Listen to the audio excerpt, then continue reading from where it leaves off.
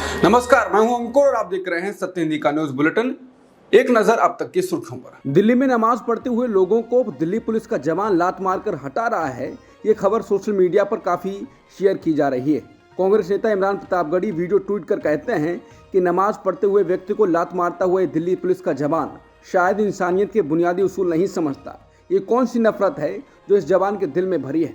Delhi police से अनुरोध है कि इस जवान के खिलाफ उचित धाराओं में मुकदमा दर्ज करिए और इसकी सेवा समाप्त करिए। पत्रकार आदेश रावल कहते हैं कि पुलिस का काम है सामाजिक सौहार्द बनाकर रखना, लेकिन ये दिल्ली पुलिस नमाज पढ़ते लोगों को लात मार रही है। सबके धर्म का सम्मान करना सीखिए। शर्मनाक घटना। बाकी लोग भी इस वीडियो को शेयर कर रहे हैं और कार्रवाई की मांग कर रहे हैं। वरिष्ठ पत्रकार रवीश कुमार लिखते हैं, ये बिल्कुल शर्मनाक है। पुलिस के भीतर भी राजनीति का ये जहर पहुंच गया है। केवल कार्रवाई काफ़ी नहीं है, पुलिस के भीतर सांप्रदायिकता के किसी भी रूप को मिटाने का प्रयास होना चाहिए। हम कहां आ गए हैं। इस नफरत को राज्य और मीडिया का संरक्षण मिल चुका है, इसलिए इस नफरत से लड़ना असंभव होता जा रहा है। दिल्ली पुलिस की ऐसी छवि कभी नहीं थी। लोकसभा चुनाव करीब है, वादों की झड़ी लगनी शुरू हो चुकी है। बीजेपी के अपने टारगेट सेट हैं, कांग्रेस की अपनी उम्मीदें परवान चढ़ने की कोशिश कर रही हैं। इस समय सियासत में दो ही रणनीतियों की जोर दिख रहा है। पहली है मोदी की गारंटी, जहां पर एक चेहरे के सहारे एंटी इनकम्बेंसी को भी मात देना है और विकास की प्रतिबद्धता भी दिखानी है। दूसरी रणनीति है रोटी कपड़ा और मकान वाली पॉलिटिक्स की, जहां पर जमीनी मुद्दों पर ज़्यादा फोकस किया जा रहा है। कांग्रेस नेता राहुल गांधी ने इसी रोटी कपड़ा मकान वाली पॉलिटिक्स पर आगे बढ़ने का फैसला किया है। कांग्रेस का जो मैनिफेस्टो आने वाला है, उसमें देश की सबसे पुरानी पार्टी रोजगार की गारंटी का ऐलान कर सकती है। अब जब कांग्रेस खुद को फिर खड़ा करने की कोशिश कर रही है, उसका पूरा प्रयास है कि जनता के उन्हीं मुद्दों को उठाया जाए जो सही मायने में उनके हैं, जिनका असर करोड़ों लोगों पर पड़ रहा है। ऐसा ही मुद्दा रोजगार का है, जिसे मोदी सरकार नज़रअंदाज नहीं कर सकती। कांग्रेस पार्टी ने कल 5 गारंटियां दी थी, जिनमें पहली थी भर्ती भरोसा, 30 लाख सरकारी पदों पर तत्काल स्थायी नियुक्ति की गारंटी। दूसरी, पहली नौकरी पक्की है, हर ग्रेजुएट और डिप्लोमाधारी को 1 लाख रुपए प्रतिवर्ष स्टाइपेंड के अप्रेंटिसशिप की गारंटी। पेपर लीक से मुक्ति, पेपर लीक रोकने के लिए नया कानून बनाकर विश्वसनीय ढंग से परीक्षा के आयोजन की गारंटी। चौथी, गिग इकोनॉमी में सामाजिक सुरक्षा और 5वीं, युवा रोशनी। लेकिन ये गारंटियां बिल्कुल कल चर्चा में नहीं रह पाई, मीडिया ने दिखाई नहीं और कांग्रेस पार्टी इनको आम लोगों के पास लेकर जा नहीं पाई। वो कम्युनिकेशन में बीजेपी से काफ़ी कमज़ोर दिख रही है। पीएम जहां एक और यूट्यूबर्स और इन्फ्लुएंसर्स को अपनी ओर कर रहे हैं, वहीं कांग्रेस इसमें पीछे छूट रही है। 2024 के चुनाव से पहले बीजेपी सरकार ने बड़े बड़े क्रिएटर्स, इंस्टा इन्फ्लुएंसर्स, यूट्यूबर्स को प्रगति मैदान बुलाया है। कहा जा रहा है कि इनकी संख्या करीब 5000 है। इस दौरान क्रिएटर्स की सभा को संबोधित करते हुए मोदी ने कहा कि युवाओं को और उनके क्रिएटिविटी को सम्मान देने के लिए ये अवार्ड पहली बार आयोजित हो रहा है। इससे क्रिएटर्स को मोटिवेशन मिलेगा। मोदी ने कथावाचक जया किशोरी को best creator for the social change का अवार्ड दिया। साथ ही cultural ambassador of the year का अवार्ड मैथिली ठाकुर को दिया। कुछ लोग कह रहे हैं कि मीडिया को तो पहले ही गोदी मीडिया बना दिया गया है और अब युवा कंटेंट क्रिएटर्स को भी बीजेपी अपने पाले में कर रही है, जिससे युवाओं पर पकड़ मजबूत की जा सके। लोकसभा चुनाव के ऐलान के कुछ दिन पहले आम आदमी पार्टी ने शुक्रवार को संसद में भी केजरीवाल अभियान की शुरुआत की है। आम आदमी पार्टी ने इस अभियान के लिए नारा दिया है, संसद में भी केजरीवाल तो दिल्ली होगी और खुशहाल। इस मौके पर पार्टी के संयोजक अरविंद केजरीवाल ने कहा कि आज दिल्ली में आम आदमी पार्टी का लोकसभा अभियान शुरू हो रहा है। हमारा नारा है, संसद में भी केजरीवाल तभी दिल्ली होगी और खुशहाल। उन्होंने आरोप लगाया कि जब भी मैं आप सभी के लिए कुछ अच्छा करता हूं, तो केंद्र सरकार और उपराज्यपाल उसे रोकने की कोशिश करते हैं। क्यों? वो दिल्ली के 2 करोड़ लोगों से नफरत करते हैं, क्योंकि आप लोगों ने एक आम आदमी को 1 से अधिक बार मुख्यमंत्री बनाने का साहस किया है। केंद्र सरकार ने अंतर्राष्ट्रीय महिला दिवस के मौके पर लेखिका सुधा मूर्ति को राज्यसभा के लिए मनोनीत करने का ऐलान किया है। प्रधानमंत्री मोदी ने एक्स पर अपने हैंडल से एक ट्वीट करके ये जानकारी दी है। बता दें, सुधा मूर्ति इन्फोसिस के संस्थापक एनआर नारायण मूर्ति की पत्नी हैं और ब्रिटेन के प्रधानमंत्री ऋषि सुनक की सास हैं।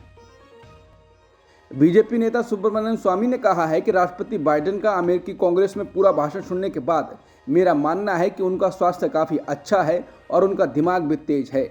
मुझे लगता है कि वो ट्रंप को हरा देंगे, जो संयोगवश मोदी की तरह पुतिन के प्रति प्रतिबद्ध हैं, जो शी के जूनियर पार्टनर हैं। भारत सावधान। सरकार के किसी फैसले से असहमत होना या उसकी आलोचना करना लोगों का अधिकार है। सुप्रीम कोर्ट ने ही गुरुवार को यह फैसला दिया है। इसने असहमति के अधिकार की पैरवी करते हुए कहा कि हर आलोचना अपराध नहीं है और अगर ऐसा सोचा गया तो लोकतंत्र बच नहीं पाएगा। सुप्रीम कोर्ट ने यह भी कहा कि पुलिस को संविधान द्वारा दी गई अभिव्यक्ति की स्वतंत्रता के बारे में संवेदनशील होना चाहिए। सुप्रीम कोर्ट ने यह फैसला गुरुवार को तब दिया जब अनुच्छेद 370 को निरस्त करने की आलोचना करने वाले एक प्रोफेसर का मामला उसके सामने पहुंचा।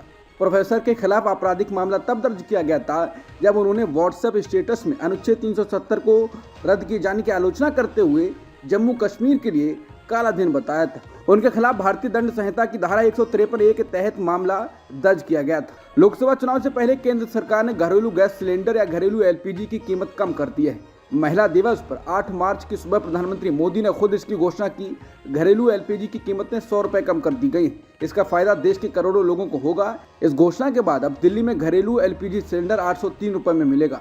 पीएम ने गैस सिलेंडर की कीमतों में 100 रुपए की कटौती की है। इसके बाद विपक्ष ने सिलेंडर की कीमतों में कमी करने की टाइमिंग को लेकर सवाल उठाया है। उसका कहना है कि ऐसा चुनाव को ध्यान में रखकर किया गया है। राष्ट्रवादी कांग्रेस पार्टी शरद गुट की सांसद सुप्रिया सुले ने सिलेंडर की कीमतों में हुई कमी को एक और जुमला बताया। उन्होंने कहा कि मैं इससे बिल्कुल भी हैरान नहीं हूँ, आप सिर्फ इसकी टाइमिंग को देखिए। ये लोग पिछले 9 सालों से सत्ता में हैं, इन्होंने इस बारे में पहले क्यों नहीं सोचा। सूर्य ने कहा कि जैसे ही इलेक्शन नजदीक आया, मेरा मतलब है कि चुनाव की तारीखों का ऐलान संभवतः अगले 5 या 6 दिनों में कर दिया जाएगा, तभी ऐसा किया गया। अप्रैल मई में होने वाले लोकसभा चुनाव के लिए तारीखों के ऐलान से पहले केंद्र ने कई राहतों की घोषणा की है। केंद्रीय मंत्री पीयूष गोयल ने गुरुवार को कहा कि सरकार ने इस साल 1 जनवरी से सरकारी कर्मचारियोयों के लिए महंगाई भत्ता और पेंशन भोगियों के लिए महंगाई राहत में 4% अंक की बढ़ोतरी की है। इस बढ़ोतरी से डीए मौजूदा 46% से बढ़कर मूल वेतन का 50% हो जाएगा। आखिरी बार डीए वृद्धि अक्टूबर 2023 में हुई थी, जिसमें 4% की बढ़ोतरी हुई थी। अमेठी से चुनाव लड़ने को लेकर स्मृति ईरानी का कहना है कि लोग कहते हैं कि अमेठी गांधी परिवार का गढ़ है, उन्हें उम्मीदवार घोषित करने में इतना समय क्यों लग रहा है। उनके आत्मविश्वास की कमी आपको बताती है कि अमेठी अब कांग्रेस का गढ़ नहीं है। अगर वो 2 सीटों पर चुनाव लड़ रहे हैं तो इसका मतलब है कि वो चुनाव से पहले ही अमेठी से अपनी हार की घोषणा कर रहे हैं। मैंने कहा था कि अगर उनके नेता में साहस है तो अखिलेश यादव मायावती के बिना चुनाव लड़के दिखाएं। कांग्रेस नेता जयराम रमेश का कहना है कि स्मृति ईरानी कुछ भी कहें, हमारी एक प्रक्रिया है, एक बैठक होगी, चर्चा होगी, फिर उम्मीदवारों की सूची सामने आएगी। मुझे विश्वास है कि उम्मीदवारों की घोषणा की जाएगी। उन्होंने कहा कि मेरा मानना है कि कल की बैठक में जिन राज्यों पर चर्चा हुई, वहां के उम्मीदवारों की घोषणा आज या कल में हो जाएगी। इसके साथ ही उन्होंने कहा कि CEC तय करेगी कि राहुल गांधी और प्रियंका गांधी वाड्रा कहां से चुनाव लड़ेंगी। कांग्रेस नेता नवजोत सिंह सिद्धू ने दावा किया है कि पंजाब के मुख्यमंत्री और आम आदमी पार्टी के नेता भगवंत मान ने एक बार उनसे संपर्क कर कांग्रेस में शामिल होने की इच्छा व्यक्त की थी। नवजोत सिंह सिद्धू का यह दावा उनके कांग्रेस छोड़ने और फिर से बीजेपी ज्वाइन करने की अटकलों को बीच आया है। एक मीडिया संस्थान को दिए साक्षात्कार में सिद्धू से पूछा गया था कि क्या वे बीजेपी में लौट सकते हैं और क्या बीजेपी ने उनसे संपर्क किया है। इस प्रश्न के जवाब में सिद्धू ने दावा किया, मैं आपको एक बात बता सकता हूँ कि किसने मुझसे संपर्क किया था। भगवंत मान साहब मेरे पास आए थे, अगर वो कहें तो मैं उन्हें वो जगह भी बताऊंगा जहां वो मिले थे। सिद्धू ने कहा कि उन्होंने मुझसे कहा था कि पाजी, अगर मैं उन्हें कांग्रेस में शामिल करा दूं तो मैं आपका डिप्टी बनने को तैयार हूं। उन्होंने मुझसे ये भी कहा कि अगर आप आम आदमी पार्टी में आ जाएं तो भी वो मेरे डिप्टी बनने को तैयार हैं।